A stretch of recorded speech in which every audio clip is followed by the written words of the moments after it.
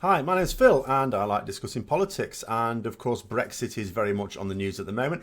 If you want to keep notified of when I put out more videos discussing this, then don't forget to click the subscribe button and the bell notification so you get notified as well. So, where I want to go today is talking about where MPs are thinking that this is going to go through, given that the vote for Theresa May's deal is not going to go ahead. It should have gone ahead earlier this week. It didn't. It was likely to have been defeated, or almost certainly defeated. And just to sort of think about not only the options that MPs have had, I've already talked about that, but the options that they think they have. Because I do worry that a lot of MPs are still living in a sort of fantasy land. Because, I mean, I don't know whether it's that they are genuinely living in a fantasy world still, or whether they just feel it's an impossible situation. That any outcome is now political suicide for them, so they don't want their fingerprints anywhere near it, and they're just, trying to steer well clear of it. What's really strange is that no one has come out at all, not a single MP has come out at all and said that Theresa May's deal is a good deal. No one has said that. No one, because there's plenty of people who talk about, oh yes, we can absolutely keep Britain strong and make Britain stronger with Brexit, but no one is saying that this deal is the way to get it. Even Theresa May is the only one who's saying this is the best we're going to get. Even she's not saying it's fantastic. So that basically means there's zero support for it. That doesn't mean to say no one would vote for it. Obviously, some people will toe the party line, do as they're told. But even if everyone towed their party line, it still wouldn't get through. There's still not enough MPs to put it through. And there's another issue that worries me intensely. So Dr. Liam Fox, who is the Secretary of State for International Trade and Industry, he was talking about today about the various options that MPs may have and how we should go about working out what MPs would vote for, because that's what matters now. It doesn't matter, are MPs going to vote for Theresa May's deal or not? It shouldn't even be a question of that. That's why the vote should have taken place, so we could find out, no, they're not. What can we do differently? Because what needs to happen is ultimately, I mean, it's not a one-way process. We also need the EU to agree to anything we come up with.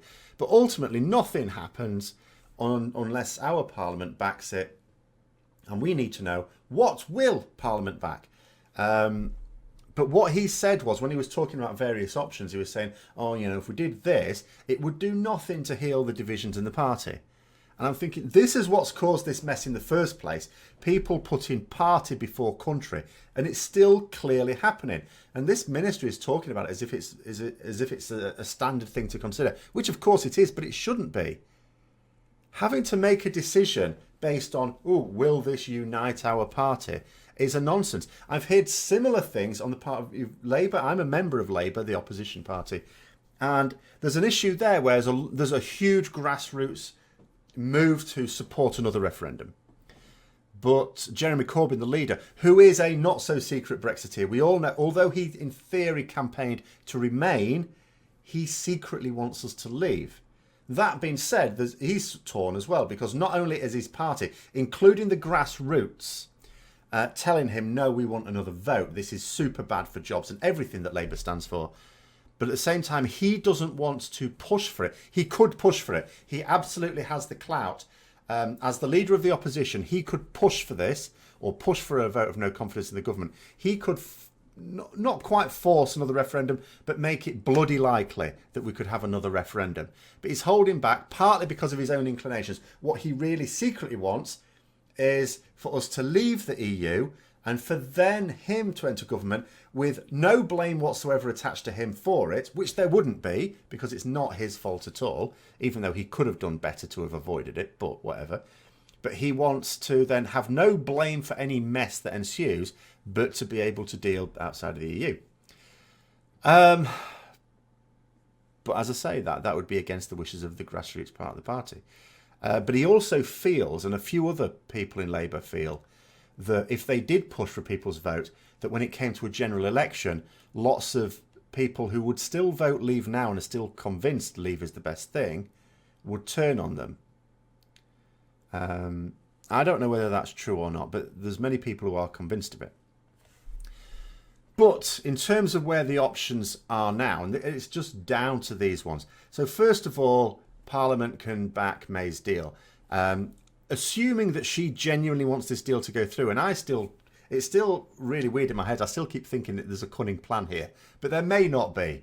MPs are not necessarily known for being cunning, although you would assume someone getting to the position of Prime Minister has to be fairly cunning.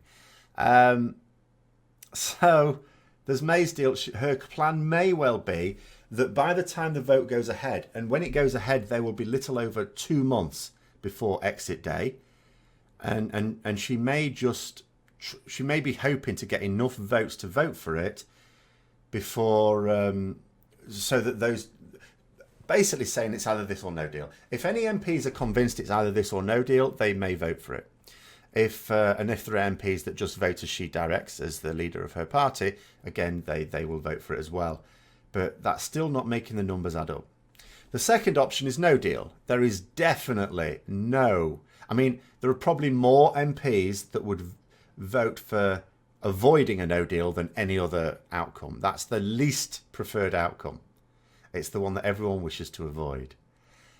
3, another referendum. Now, at the moment, if you believe various MPs who've talked about it, there isn't enough widespread support at the moment for another referendum because, again, I think MPs, you've got to remember, a lot of MPs are in constituencies where maybe it was finely balanced. Maybe it was slightly more Remain than Leave or Leave than Remain, but there were still significant numbers of Leave and they don't want to turn their voters away.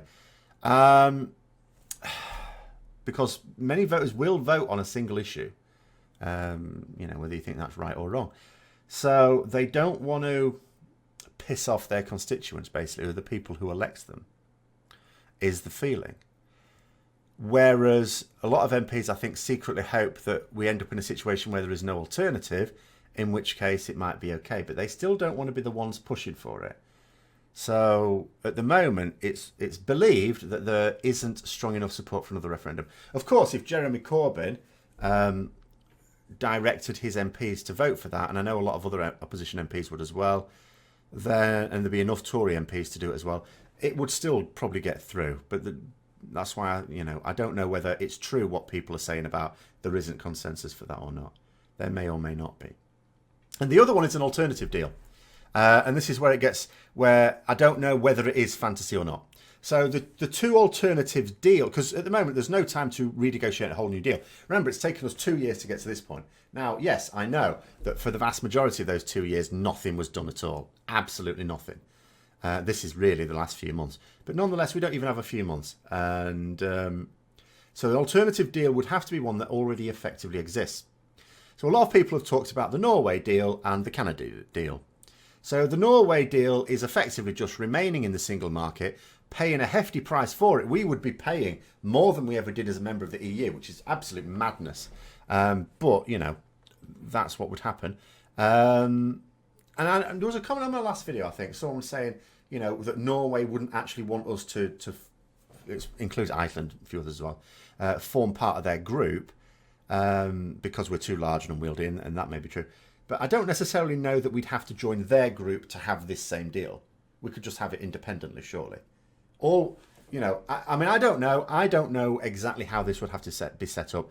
But surely if we have a situation which is effectively it's like no deal, only we retain our single market membership. We'd have to very quickly agree a fee. But if otherwise, we basically said, look, we'll stay in the single market. Obviously, the EU would also have to say that they're okay with that. And maybe they would, and if they would and we voted for that, then that might be a possibility. It might be. I can't say for certain it definitely is, because no political experts have said that it definitely is, because too few at the moment are wanting to stick their neck out and talk about anything other than this deal of Theresa May's, which is not going to get voted in unless she really does manage to get a load of MPs to blink first. Then there's the Canada deal. Now, not only do I not see the Canada deal working, it's not what a lot of people think. So the Canada deal, basically, first of all, it doesn't actually remove tariffs on everything. It's not tariff-free trade like we have currently with the EU.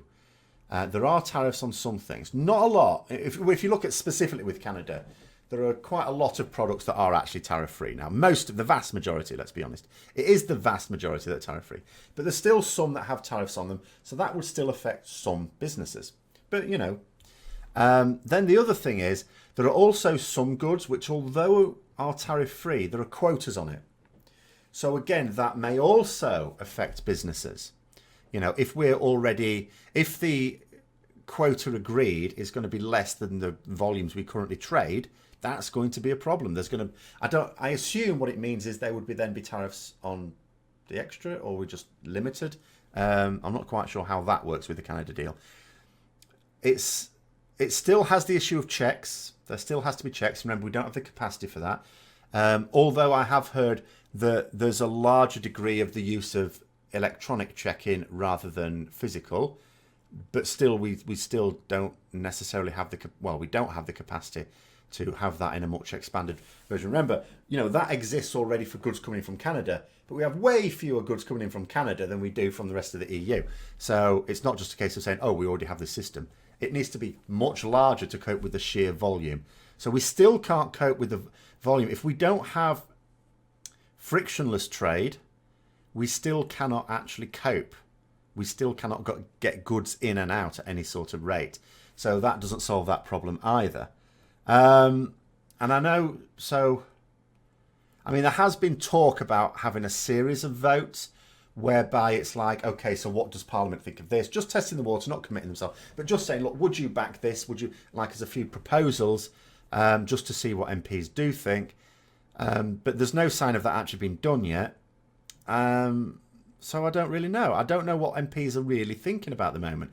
The ones that are thinking still about divisions in their party, I mean, that is a form of madness, an absolute form of madness. And I do not know what it is they are thinking is going to happen. I haven't heard a single MP say anything in terms of a realistic way forward. And I know they're all frustrated by the Prime Minister, because if she just had the bloody vote, then we would at least be able to rule one out. And then we could say, okay, so what are our options now? But as I say, if the deal still on the 21st of January, which is still a long way off, gets voted down, as is expected, it's frighteningly difficult to imagine how it could get through. I'll quickly go over again. One, Theresa May, even if all of her MPs voted for it, and we know that there's around about 80 definitely won't, no matter how much she whips them, there's only about 80 that would, there's 80 that definitely won't. There's 10 DUP MPs who definitely won't, and she relies on them to get legislation through. So she's going to be about 90 short. She needs 90 opposition MPs to vote in her favour. There might be a small number of opposition MPs who will do this just because of their constituencies. If they live in a constituency that was either overwhelmingly Leave or was marginal and they don't want to piss off those voters, they may define their own party leaderships and vote that way. There's a few independent MPs as well. I don't know how that would split. But Labour would definitely vote the deal down. Not because, and this has got nothing to do with wanting to stay in or out of the EU. This is purely to do with wanting to destabilise the government so that they can trigger a general election. Ultimately, Jeremy Corbyn believes he can win a general election if there were one imminently. He desperately wants a general election. That being said, he doesn't want to be seen as the person who's destabilised the country at this crucial time, which is why he's resisted calls to force a vote of no confidence. Because if he were to, and he's the only one who can trigger a vote of no confidence with any realistic chance of it happening, and it would, I'm almost, or a lot of people are almost certain, should we say, vote the government. It would be against, the vote would be against the government. But that would just create chaos at a time when we don't want chaos. I don't think he wants to be accused of... I think he wants his, like a lot of MPs, he wants his hands completely clean of Brexit. It wasn't him or his party that called for the referendum. It wasn't him or his party that had any part in the negotiations at all. It wasn't him or his party that showed any support for Theresa May's deal. He wants to keep it that way. But he also doesn't want them to be able to turn around and say, well, it would have been all right, but you completely wrecked our process right at the end. So he wants to give them enough rope to hang themselves, I believe, without tarnishing his own image. But the problem is, again, that's another form of thinking about, party concerns, not what's best for the country. So, and it may be that is actually the overriding concern of the MPs now, the vast majority are fully focused on what is best for their political career and for their party. In which case, we're buggered. So anyway, those are my up-to-date thoughts on that one. Let me know what you think in the comments below. If you've enjoyed the video, don't forget to click the like button, subscribe for further content, and remember, don't forget that bell notification. Share with other people who might be also interested.